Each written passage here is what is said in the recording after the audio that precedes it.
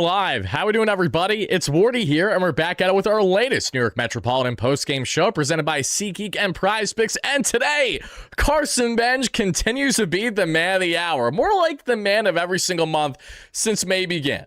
Carson Benj has been batting right around 300 with a 800 or so OPS, well above league average as a hitter, and far above league average as a defender with the 99th percentile of a cannon that you call an arm in right field. What's felt like at least 100 assists the past couple weeks. They're throwing out guys at home. If it's not hitting oppo bombs or 2 outs the way that he did today, what can Carson Benj do for this New York Mets team as he leads the Mets to prevail over the San Diego Padres, winning 2 out of 3, and the Mets taking care of business against the Padres yet again. Okay, we saw the Mets had some big games against the Padres back in June when I was in attendance in Slam Diego, and back then Carson Benj in the one game I attended in the series finale victory for the Mets had a 5-hit game. Okay, Benj has had some big heroics not only against the Padres but across many teams in Major League Baseball, and he's undoubtedly the big highlight this evening that we're going to get into as the Mets take down the Padres. 4-2 is your final today, and we're going to get into Robert Stock's latest outing, why you should put some stock into stock, pun intended or not, as well as a Mets bullpen that just continues to get the job done. Another day where Daniel Duarte comes in the bullpen and he is as advertised. Cohen with his worst outing yet as a closer, still helping the Mets prevail to secure that save. A lot to get into in tonight's show, everybody, as the Mets continue their winning ways. They have now won, if I'm not mistaken, 11 of their past 15 games. They have been one of the hotter teams in the National League post-trade deadline. They're currently 58-70 on the season, still 12 games under, but continuing to slowly but surely chip away at what has been such a lost season. Now, the great question is, can the New York Mets continue this run to the point of actually getting themselves, I don't know, 6 games out of that final wildcard spot, potentially even 5? Only time will tell, but for now, give credit where credit is due. No Huascar Brosman, no AJ Minter, no Luke Weaver, no Brooks Raley, no Devin Williams, no Juan Soto. No problem for this New York Mets team. 2 out of those 6 players or so obviously are gone due to injury, and the other 4 or so are gone due to trade. Either way, these are all players that have had positive impacts on the New York Mets this year, with the exception of Devin Williams at times, and all which are gone for the most part. Juan Soto is continuing to work his way back from injury that we're excited to see, but he's not back with the New York Mets yet, so we'll wait and see as to what that'll entail for the Mets once Soto is back in the lineup. If you guys did not see earlier today, we dropped a video on the latest with Juan Soto, Jose Iglesias returning to Citi Field, the Mets after Tarek Skubal as we enter the offseason, obviously, and the latest on the prospect front with guys like Jefferson Rojas and many others. Check that video out after you guys watch this post-game show today. Also, check out our latest short reaction. As you may know by now, Jorge Polanco is out indefinitely. Jorge Polanco's season is done just as it started. The same man who has been dealing with ailments since the end of March is going down on the shelf and will be going under the knife with essentially the same injury. Jorge Polanco and his $20 million flushed down the drain by David Stearns of the New York Mets, as he was nothing short of a failure of a pickup to actually go ahead and somewhat replace Pete Alonso's production at first base. So we'll get into more on Polanco, what his injury now means for the Mets moving forward, what we can expect at the first base DH position, and a whole lot more. Hit that like and subscribe button on your way, everybody. Spam those W's in the live show right here, right now. That's what your guy Wardy wants to see, and I want to know exactly how each and every one of you are feeling this evening. Thank you so much again for taking the time to break down the latest in Mets land with your guy Wardy here. As you guys and gals can see, we have the highlights beside me, so check those out, and we're going to break down a whole lot more here. Michael, my guy, Michael, thank you so much. Mets win indeed, babies. Over now 1K on the season contribution. Michael, thank you so much for your continued generosity. Great friend and great member here on the platform. $10 equals the Mets win. 4 runs equals $8. Thank you so much, my friend. You, your wife, and your entire familia have been amazing all throughout the season. I greatly appreciate you. Shout out to Ethan, great member. Ethan, every single day, Ethan, you sit here and you complain. You type on my X account how much you hate what the Mets are doing. You type in my live streams and my videos in the comments every single day, Ethan. I love your commitment, brother. I really do. And honestly, Ethan, keep it up, because the more that you've been talking smack, the more that the Mets have been winning. So I don't know if that's something that you need to continue to do as the reverse jinx or what, but continue to do it. Even if what you're saying is justifiable, even if what you're saying is making sense, half the time it isn't. You'll say that literally Kristen Scott's about to blow it when it'll have an actual scroll setting or something. You jump ahead a lot of the times, but it does work. So I just want to shout you out in the chat that I see right now. Eduardo, great member, happy to have you in here as well. Let's go up the list. Nick the Met Fanatic, how we doing? We got our guy in here as well. And Mr. Chicken, how are you? We got Mark, how are you, my friend? We got Rondo, how are you? We got Dan, man, thank you so much for chiming in. We got NYC Committee in the chat. We got Young Rick, how are you? We got Javier. All you guys and gals. We got my guy Dave. Dave, how are you, my friend? Tyler, nice win today. Which Cyclone game are you going to? I don't have the date yet, my friend, but once I do, I can definitely let you know. Not a problem. I want to go that day to meet up with. Of course, absolutely. Yes, I will be going to a Brooklyn Cyclones game before the season concludes, and I will absolutely give you guys a heads up when I do it. I would love to hang out with you guys at the ballpark. It'll be me and Dexter Henry doing some stuff for the post. So 100%, once that is solidified, I'll let everyone know on the platform so that way we can meet up in Brooklyn at the Cyclones game. I think that'd be a lot of fun. Thank you so much for the donation. Scars in the chat, how we doing, everybody? Spam those W's on the way in, everybody. And folks, as we always do, we got to, of course, shout out real quickly our amazing sponsor today, that being our Prize Picks, everybody, because listen, Prize Picks is the best app in the game for daily projections and laps, and they have you covered, everybody, now that they're officially live in the state of New York. You can join the millions of users today utilizing the app in the game for what I just stated. So whether you want to do an MLB-related play, an NHL-related play, an NFL-related play with all these seasons right around the corner, UFC that's already actively going on, whatever you guys want to do in the sports pick play space, they have you covered. Download the Prize Picks app today, link down below, use our promo code HMA, because when you play $5 and win, you automatically get $150. Again, that is use the promo code HMA after downloading the Prize Picks app, because when you play $5 and win,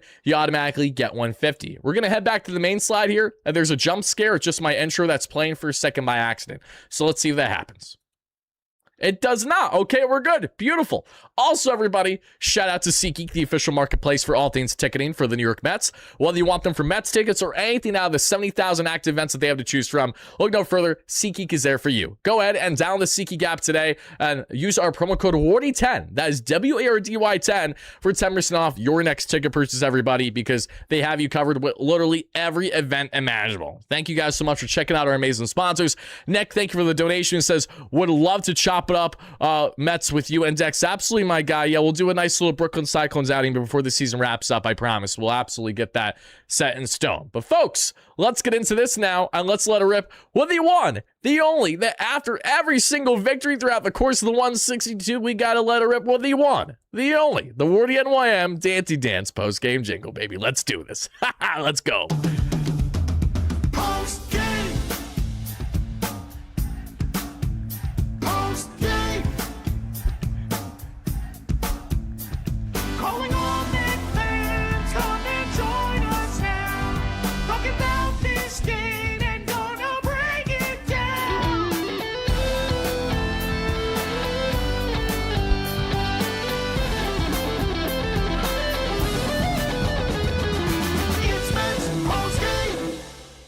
Shout out to my guys, Greg and Jordan, as always, with the WardyNYM post-game jingle. Love it or hate it, is always here to stay, baby. Let's go ahead and answer this question and then deep dive this ball game, all right? And thank you, everybody, as after we break down this ball game, we also will get into a little bit on the Mets news front, as Steve Cohen obviously spoke to media today, sharing his opinion as to where the Mets have went right versus where they went wrong, his trust versus lack thereof, and David Stearns. We're going to go over those remarks as well, everybody, after we break down this ball game. Malvaro, thank you for the $5 holla. No use in crying over spilled milk, but imagine where this team would be if we sign Alonso instead of Polanco. They would be in a better position than where they currently are. That goes without saying. You became a fan because of the jingle. I love to hear that, Curl. I really do. Thank you so much for that donation, Malvar. I appreciate it. Yeah, the Polar Bear's red hot right now for the Orioles, sadly. He's batting 40% above league average right now. It's an understatement to say that every Mets fan misses him, okay? This is not even like, you know, the Mets upgrade at defense at first base with someone like Jared Young has been so monumental to the point that it's like constantly saving games for the Mets. It's been good, but, you know, we would still take Pete Alonso every single day of the week as our first baseman, as great as Jared Young has been this season. And today, again, batting 270 with a 784 OPS on the year. That's good, but what Pete Alonso is doing right now from an offensive standpoint, goes without saying, is yet again great. So, the lineup today, everybody. for the New York Mets. AJ Ewing back in leadoff, which I was very happy about. AJ had a more polished day at the plate. This was actually one of the better days that AJ has had at the plate, which is encouraging, because as we know, he has been absolutely ice cold as of late. AJ was beginning the ball game that we saw in the outfield. Lindor at short, Bichette at the hot corner, Benj that we saw in right field, Jared Young at first base, Francisco Alvarez at DH, Beatty in left field, and then we also saw Simeon at second and Terens at catcher. Let's go ahead and let's deep dive the ball game. In the first inning, everybody, Fernando Tatis Jr. works a leadoff walk against Robert Stock. As we know, Stock got the start for the New York Mets today. His fourth start now for the Mets, and we saw him look pretty solid the last time out there, just didn't go overly deep, and nor did he go deep today, but, you know, Stock is showing value for the Mets in limited sample sizes, and I appreciate that. Especially after what could have been a really messy outing for him, he managed to make sure that was not the case, okay? Cronenworth would ground out, Manny would strike out, and then Ty France gets on with a 2-out walk, so 2 on for Jackson Merrill, who thankfully would strike out swinging, as Robert Stock would get a big strikeout on Merrill with a changeup beautifully placed down and in. Jackson struck out, I think, 3 times yesterday. Nice to see the Mets get him to swing and miss the way they did today for the series finale. And the bottom of the first inning, we see the Mets go down 1-2-3, everybody, and that was from AJ to Lindor to Bichette. In the second inning, we see Campusano get on there with a 1-out walk. Then a Xander Bogaerts hit by pitch later, and that's all she wrote, thankfully, as back-to-back outs that we saw on Sun Munson as well as Tatis to end it. And mind you, Tatis absolutely single-handedly murdered the Mets yesterday, okay? He had 2 long balls. The first one felt like it was 500 feet. It was just over 450. He had an absolute robbery of Francisco Lindor. Should have been grand slam in the second inning. And then, of course, had that second home run later on in the game against Zach Thornton again before the icing on the cake. In the bottom of the second inning, the Mets went down 1-2-3 from Benj to Young to Alvey. And the third, the Mets get a nice 1-2-3 inning, as from Cronenworth to Manny Machado to Ty France, they're all out. And the best part, Robert Stock casually struck out the side, everybody. This is important prospect news, everybody. Important prospect news. Ryan Clifford, everybody. We have a prospect update regarding Mets prospect Ryan Clifford, and this needs to be acknowledged right here, right now. Ryan Clifford, everybody, has been added to the development list as he deals with his really brutal stretch in AAA Syracuse. So basically what the development list is going to do, and this was introduced back in 2021, is it helps monitor clubs and their prospects' usage and development and allows the player the opportunity to stay with the minor league club while not being on the squad's roster. So basically what this entails for Ryan Clifford is the Mets are putting him aside to work on his plate approach, because Ryan is striking out at the most egregious rate than he has in his career before. He's batting like a $175 that we're seeing right now in AAA.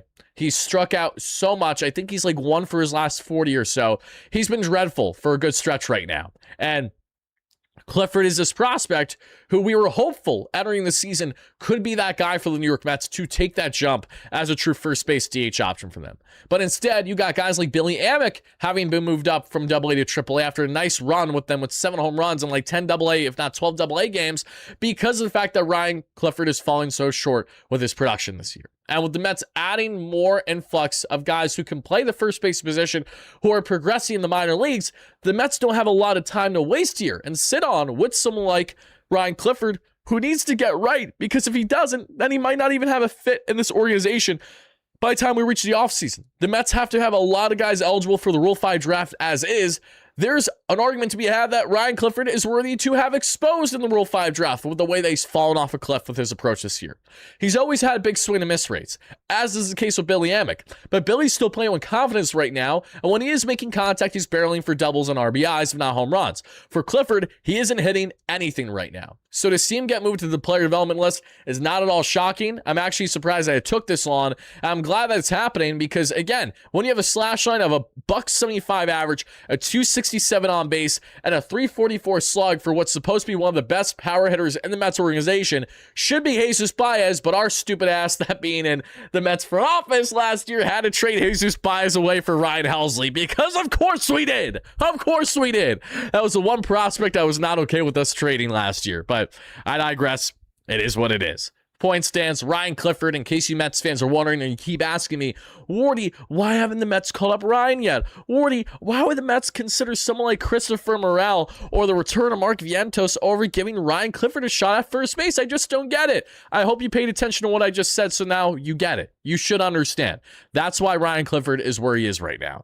Daniel, thank you for the donation. Thank goodness we don't have Diaz, and Edwin Diaz has been absolutely god-awful. Shout out Edwin Diaz and Kyle Tucker for being the two blockbuster signings for the LA Dodgers and being nothing short of absolute pond scum for them this season. Below pond scum, you could rightfully say. You got one guy that's scared of his own shadow in right field, looking like what's-his-face from Benchwarmers, the guy that would wear the helmet in the outfield. Please tell me you guys know who I'm referencing here. Pretty sure he's the guy who played Napoleon Dynamite as well. And, yeah, he was just all over the place. And then you got Edwin Diaz, who's more worried about cockfighting. Pause. And no, I'm not joking. Yes, you heard that correctly. He's more worried about having his, own little mini version of what Mike Vick was doing with the Pitbulls back in the day over actually pitching competently in LA for the Dodgers. So that's going on as well. Not something that the Mets have to worry about at the moment, thankfully.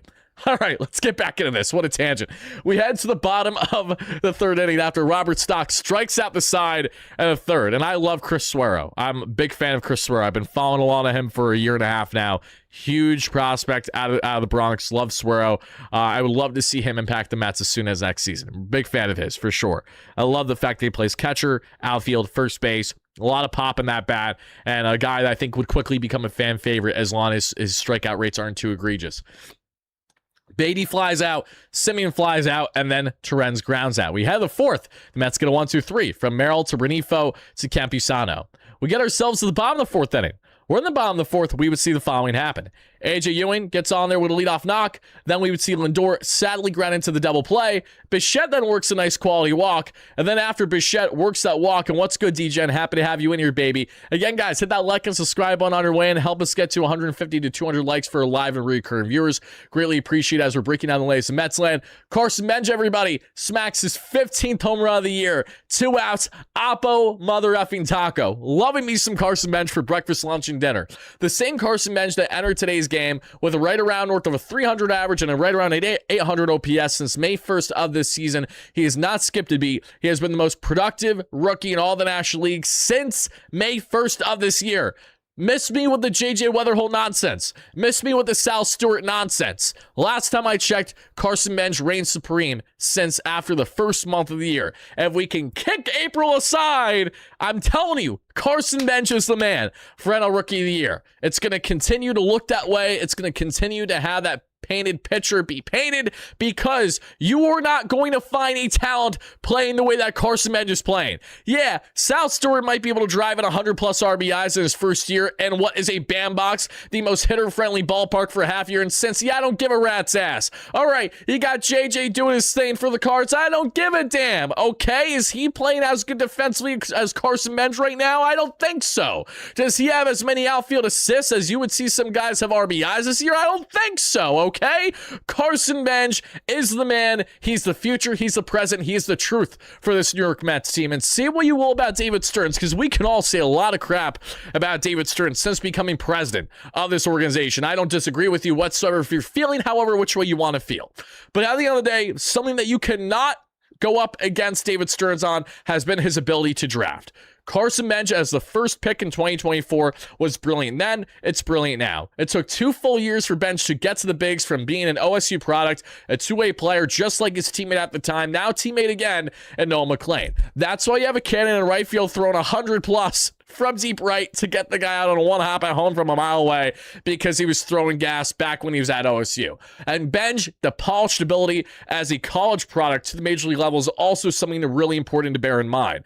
You're seeing that lack of transitional adjustment getting to the professional level because of the success that these kids have had in college ball. Same thing can be said, obviously, as Mitch Voigt. Mitch Voigt has been a madman in AA, batting over 400 and over 1,100 OPS. What has been a key factor behind why Mitch Voigt has had such seamless success adjusting to professional ball in his first full year this year? That's because, again, he understands a bit of that adjustment because there's a massive adjustment in many cases going from high school ball to college ball. Okay, going in D1, playing for a club like Michigan, obviously, the success that he had, it just makes it a bit of an easier transition that we noticed with a lot of these guys. And Voigt is no different. So it's been awesome to see, and I'm not trying to get on this tangent beyond just Benj here, but Benj is a great example as to one thing that we can expect more of with the way that David Stearns drafts and the way that the Mets have been going about their player development. There's been a clear emphasis on guys that are already polished to a degree that can have impacts almost immediately at the major league level. And not immediately to the point that we're going to rush kids up the way that the Angels do and we'll call a kid up from A-ball 2 months after being drafted, and then he gets rocked and his development's completely cooked already. I'm not saying to do that, but what I am saying is the Mets are going to continue to have this aggressiveness with the way that they draft as well as the way that they develop their young talent. And I've been very, very enticed with a lot of the things that the Mets have been doing on these various fronts, and what they have been doing with Carson Benj is no different. What a stud. What a story. I love you. I really love you, Carson. 2-0 Mets lead. Then Jared Young, another lefty bat in this lineup who's been killing it. He gets a job done with a single of his own. Okay, setting the stage for Alvarez with 1 on, 2 out, and Alvy would ground out. We have the 5th inning. Xander Bogaerts smacks a double, his 12th of the year, a flyout later, and Tatis continues to kill the Mets this series. Toddy, with the game winner in all which way imaginable yesterday, 2 now today, makes it a 1-run deficit for the Padres as he drives in a run with his 26th double of the year. It's 2-1 Mets, and thankfully, they would still continue to lead onward. Wardy, why Stock still pitching? Santucci should make his MLB debut or Ton. Stock is still pitching because he's been solid for the Mets for one, and the Mets are not going to rush up a prospect until they firmly believe that they are ready. Whether you like it or not, the Mets have not called up Ton nor Santucci because they haven't felt that either of which have been warranted enough to be deserving of the call. And I remember a quote specifically that Andy Green stated to media yesterday when talking about September call-ups and the importance of calling up players who deserve to be here, who have earned the right to be here, as Andy stated. I think it was a fantastic quote he had, as Andy said, going back to my time as manager of the club that we're playing against currently, that being the San Diego Padres, the Padres had a knack for constantly bringing up pitchers, and the way that the Mets have made a mistake in doing in recent years. And he said that by constantly bringing in these pitchers, it's led to a lack of long-term success. So it's not as much about an emphasis to just bring up the next freshest arm as it is who deserves the right to be here? Who deserves the right to actually get a look in this pen? Who deserves the right to actually get a look in this bullpen? Just because you are a top prospect for the New York Mets does not guarantee anything regarding your usage or what your role will be on the club when it comes to September call-ups. And I love that. Again, you want to make sure that there is an added incentive behind why these guys are getting the call. Because if you don't have that incentive, then if they just know they're going to get the call because they're healthy, that's not going to lead to success the way that you want to see at the major league level. So that is a really cool thing that I appreciate from Andy, and it's one of the many quotes that he's shared over the past week that's really swayed a lot of fans, myself included, that are saying, hey, Andy, listen, buddy, you want to be our manager more than just this season? I kind of like the idea. I don't know. Look at me like twirling my hair together, trying to be that cute girl. Like, I don't know, Andy, hey, we have a good thing going here. It could get, come on, let's make it official. Okay, we're in the honeymoon stage right now, Andy. We need to lock you down. Okay, we want to put a ring on it. We want to make this official. And our version of making this official is for Andy Green to be the manager for at minimum the 2027 season. And I'm completely fine if Andy Green is not the manager next year, because he likely won't be as we're currently talking. And Steve Cohen did talk on this matter earlier today, stating that he's looking for a manager that can handle the ebbs and flows in the season. He's taking what Andy has said at face value. Now, if things change with Andy by the time we reach the conclusion of the year, then we will be happy to throw his name in the ring. So I think the Mets aren't opposed to having Andy Green beyond this season, but it really comes down to him, right? And all I can say is that while I do not agree what is happening now with Andy Green is a guarantee to happen next year at all when it comes to production, what I can say, however, is that Andy is clearly getting through to these players in a way that was sorely missed with having Carlos Mendoza here. Just was not the same dynamic at all. 2 comments I want to address, and then we're going to continue to break down the ball game as the Mets at this juncture are still winning 2-1. Mikey, great member of the $5 Hollow. Thank you, Mikey. He says, the booth was tough on Lindor for not sliding, but I don't mind him breaking it down a little bit given his history this year. What do I think? Yeah, listen, it's tough. I think anything when it comes to Francisco Lindor and having a mental lapse or a shortcoming with his base running or defense, it's going to be under a magnifying glass right now because this is not the first rodeo with Lindor this year. The booth also would not have nearly went in on Lindor if this wasn't the first rodeo this year, okay? Gary, Cohen, Keith, Ron, they've seen this shit every single day this season, just as we have as a fan base, myself as a talking head, and onward, okay? They're fed up of it. They're tired of it. They're so frustrated seeing the lack of fundamental play by this Mets team at times. So I'm not surprised that they went in the way that they did on Francisco. Now, do I say, is it the biggest deal? No, I don't think it's the biggest deal in the world. Was it a problem that we saw? It absolutely was, regardless of the Mets getting a run after the fact. But what I will say about this is that if Lindor continues to have these errors, again, it's going to continue to be under a magnifying glass. This is the market. He knows this. He's a $341 million man. He's going to have the next closest pressure on him, separate from Soto when he's playing, and separate from Bichette as well. Bichette's making $40+ million a year. He's not on long-term commitment, so for whatever reason, the media isn't viewing him in the same light. And also, Lindor has had mental lapses both with his base running and defense in ways that simply you cannot look at and view the same thing in regards to Bichette. It's a night and day difference. Even with Bo's hiccups, they have not been nearly as consistent as what they have been with Lindor. Lindor has looked like he's seen a ghost at times base running. He's looked like he has fallen asleep at times with his defense, and he has himself to blame for that. So I see both schools of thought. I understand the criticism. I understand the fed up aspect behind it, as this is not the first time this has happened this year.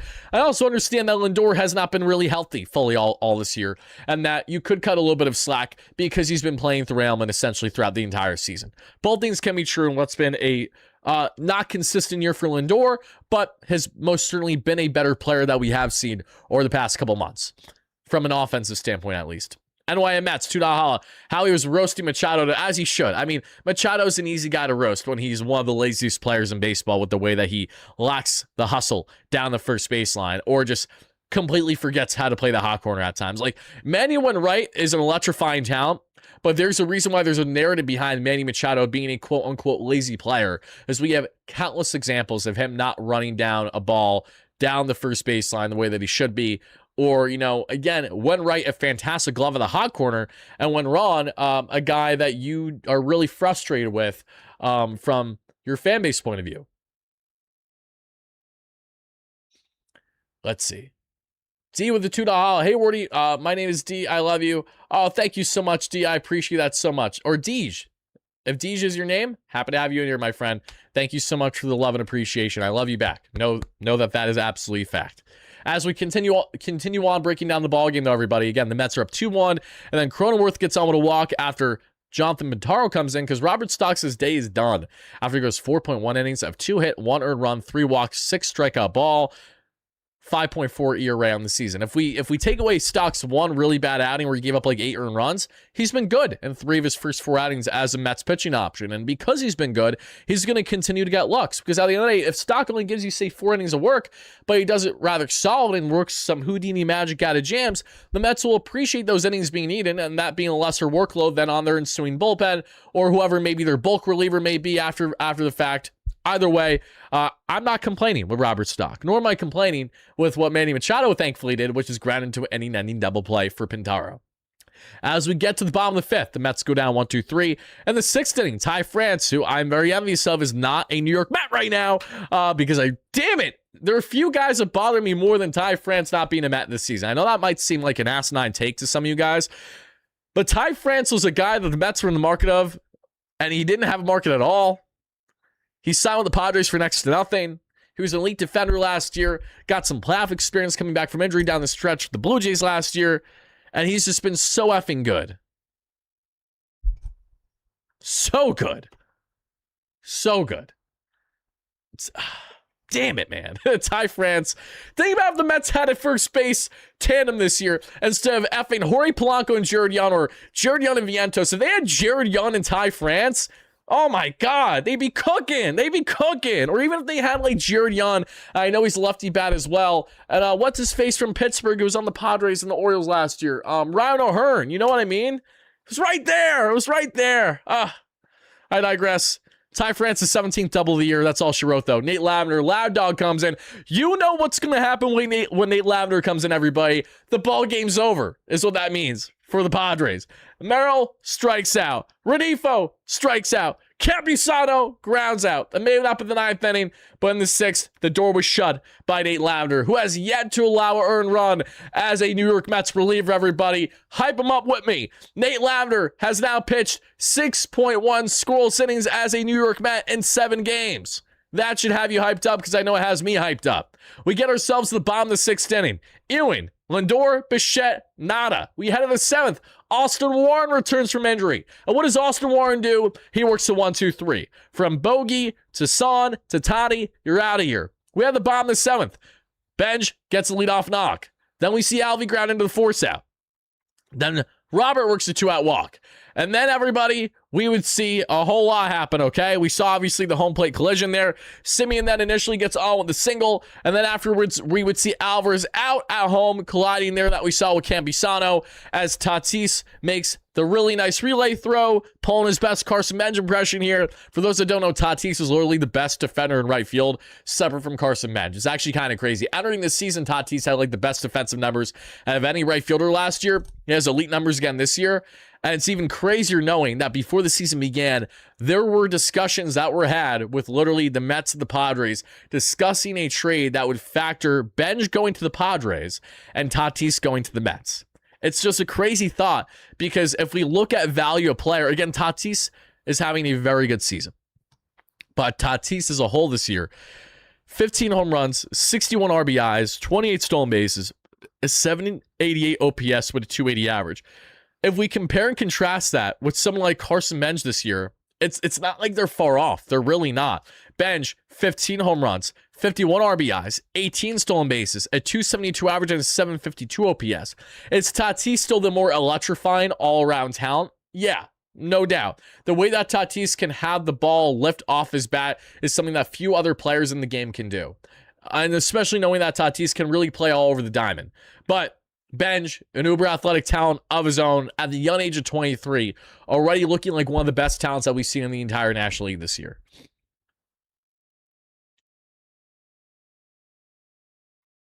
As we continue on from there, we get to the 8th inning, everybody. We see AJ go from center to left field, and Daniel Duarte comes in.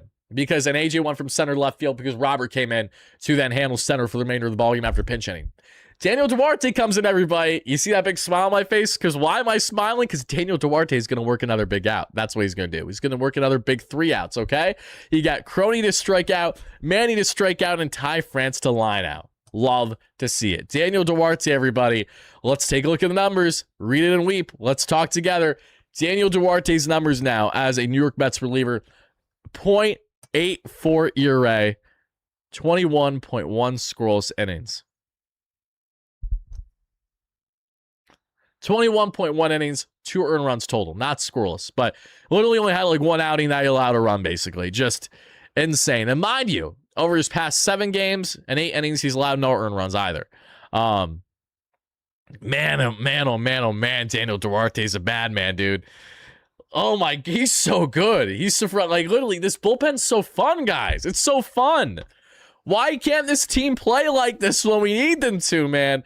Why do I feel like if the Mets had the same structured bullpen to begin the season, with the expectation that the Mets had, why do I feel like this bullpen would have gotten its tits slit? Why do I feel like that wouldn't have stood an effing chance for even a second? I firmly believe that as awesome as this production has been from the Mets bullpen, as well as the club as a whole, I think it goes so in direct hand with the lack of pressure. And the reason why I say that is because we've seen very few examples since Steve Cohen has become owner that this team has been able to play this kind of fun, loose baseball without a key factor behind it being that their season's a wash and, you know, no one's expecting them to do anything. It's frustrating, man, because this bullpen has been so fun to watch. And a day where you had, after Robert Stock, Pintaro, Lavender, Warren, Duarte, and Senga, 5 pitchers, and they all give you, for the most part, quality. It's awesome. But it just, after you traded your entire bullpen away, I don't think many Mets fans expected it to be looking this good.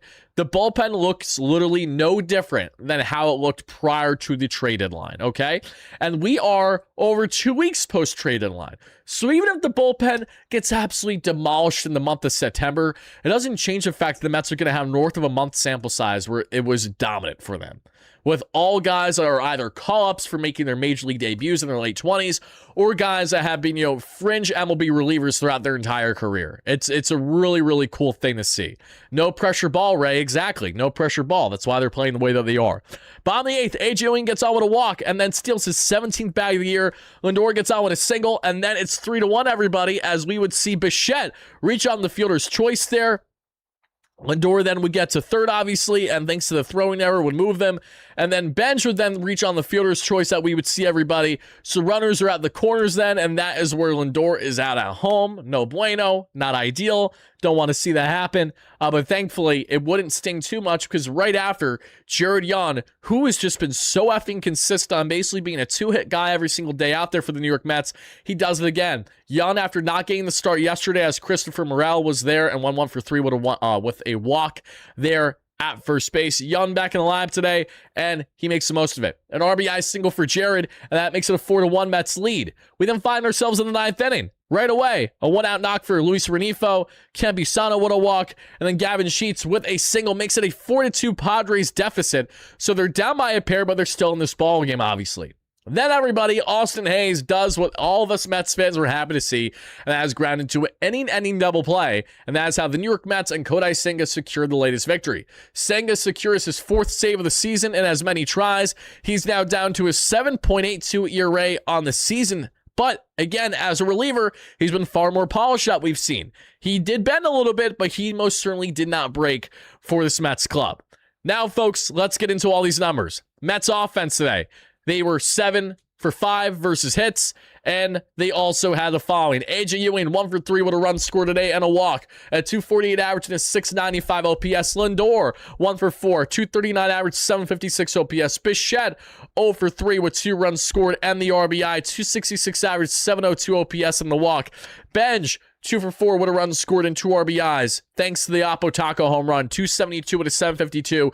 15th home run of the year. Yun, 2 for 4 with the RBI. 270 average, 784 OPS. Alvey, 0 for, no strikeouts, interestingly, though. 240 with a 742. Beatty, 0 for, 212 with a 612. Pache was in after him, and Robert then had a walk. And that's all she wrote. Robert, 215 with a 652 on the OPS. Simeon, 1 for 3, 209 with a 621. Stop playing him, please. And Terrence, 0 for 3, 239 with a 703. Mets offense today, 4 runs, 7 hits. They were 3 for 6 with runners in scoring position, 5 left on base. They didn't have a lot of offensive opportunities today, but they pounced for the few that they did have. That's important to me. So because of that, I'm going to give the Mets a 6 out of 10 on their offensive approach today. That clutch with runner and scoring position numbers is what I focus on most, okay?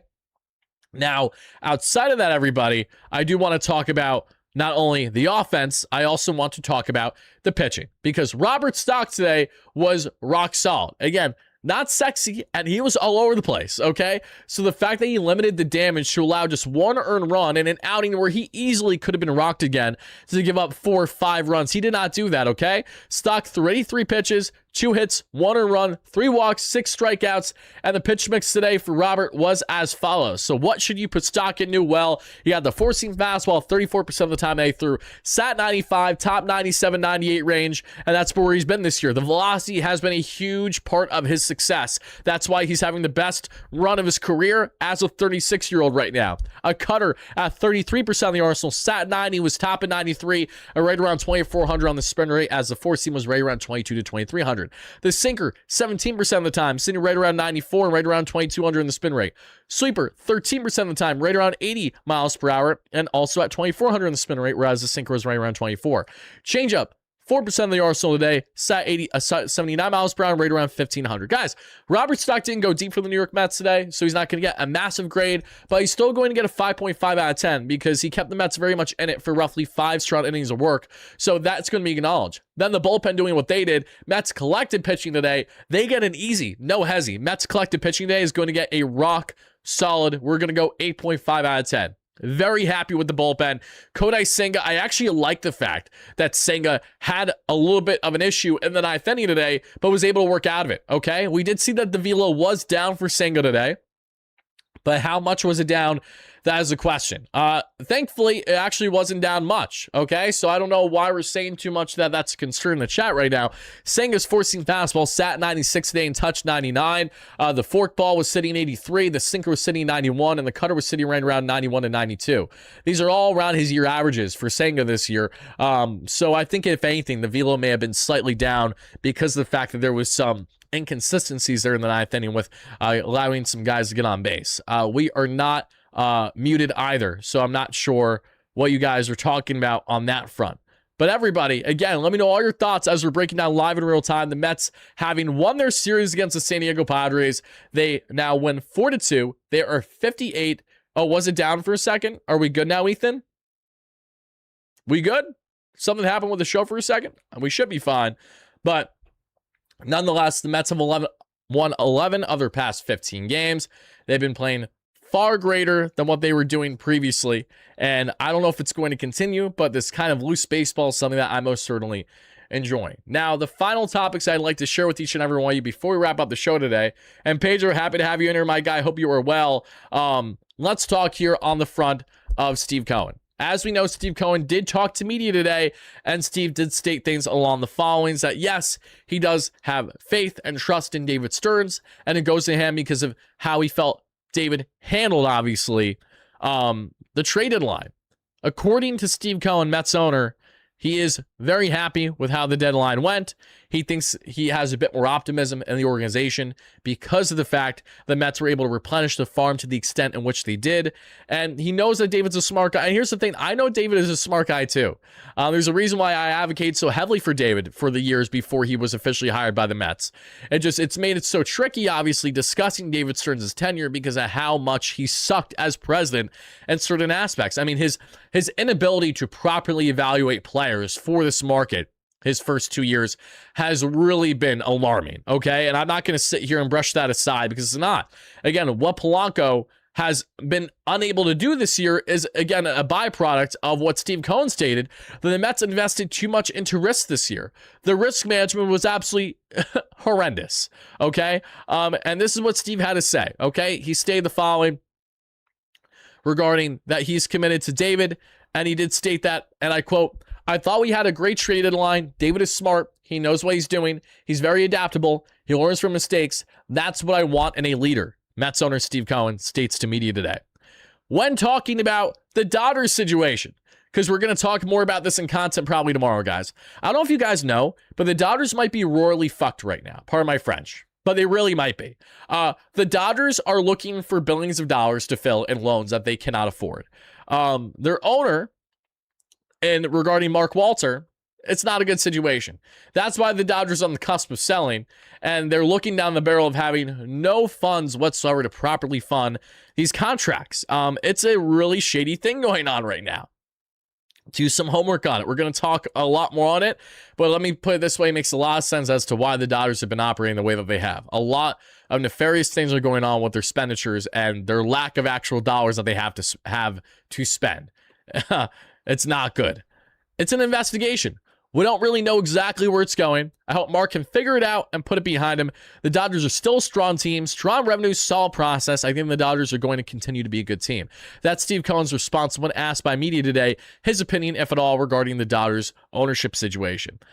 This is Cohen talking about the New York Mets and the adjustment process of players coming to New York. He says, and I quote, "It's not easy to come to New York with a big media presence and lots of eyes on you. It's not easy to change teams in general," and which Steve knows, but I think Steve's gathered that a lot more since becoming owner over the years because he's watched in real time a lot of guys he probably thought were going to do well here, and they haven't.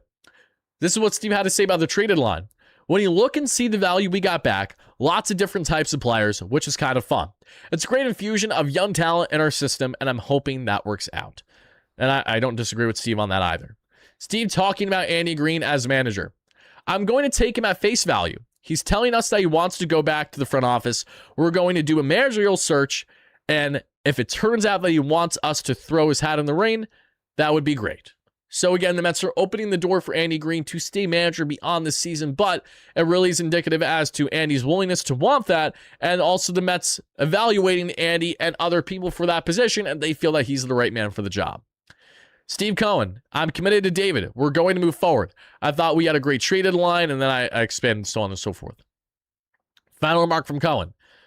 I think there's a lot to look forward to here. I see the foundation of something that I think we can get behind. We'll see how it goes. So Steve is sharing a bit more of an optimistic viewpoint post-trade deadline, but does not change the fact that there's still a lot of work that needs to be done here. So time will tell, obviously, on that front, everybody. But nonetheless, I want to thank you all so much for watching live and on replay. I greatly appreciate every single one of you guys.